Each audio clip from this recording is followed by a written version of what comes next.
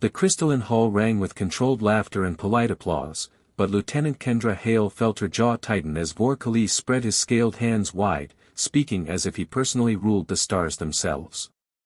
20 campaigns, Vor declared to the gathered diplomats, his crest flaring proudly. I led the Kellan assault fleets into sectors your species hadn't even mapped. Entire defensive lines collapsed from a single maneuver. Kendra lifted her glass slowly, observing him over its rim. The Kellan officer wore his medals like battle plating, each one reflecting the embassy lights. She recognized 3 immediately. Her fingers traced the old scar hidden beneath her formal sleeve. The Crossing Nebula. Vor continued, his voice growing louder. We predicted every human tactic. Your admirals believed they understood warfare. They were mistaken. A young Earth diplomat shifted uneasily. Kendra caught his eye and gave a small, deliberate shake of her head. Not yet. Your species fights with desperation, Vor said, turning toward the human delegation. Admirable, perhaps, but desperation is not strategy. It is panic pretending to be courage. The hall grew quieter. Several alien envoys exchanged looks. We Kellan are born for war, Vor announced. Our reflexes are faster. Our ship superior. Our tactics refined over 10,000 years of conquest. Humans are newcomers, enthusiastic, yes. Effective against weaker species, perhaps, but against a true military power. He smiled, revealing sharp teeth. You survived the Kellan War through luck and numbers. Nothing more. Kendra placed her glass on the table. The soft click cut through the murmurs.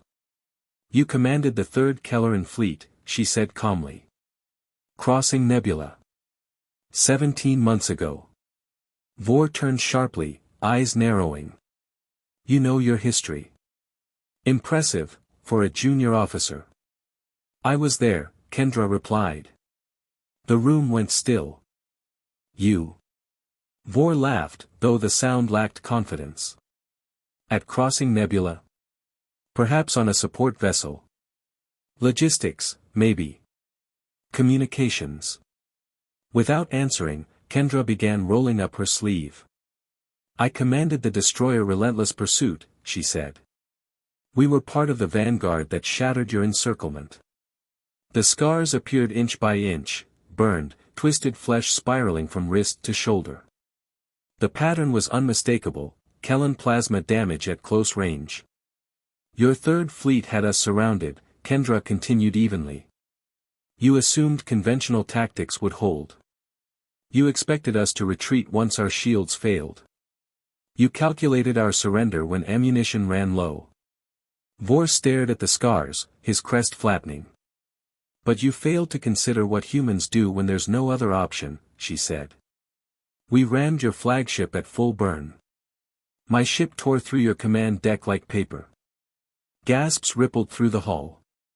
Ramming maneuvers were considered suicidal by Galactic doctrine. Impossible, Vor whispered. The crew would have died. 70% casualties, Kendra confirmed. I was on the bridge when the hull ruptured. This scar came from the plasma fires when your reactors failed. Her voice never wavered. I dragged 6 crew members through burning corridors while your fleet scrambled, leaderless, confused, without command authority. She met his eyes. Your 20 campaigns.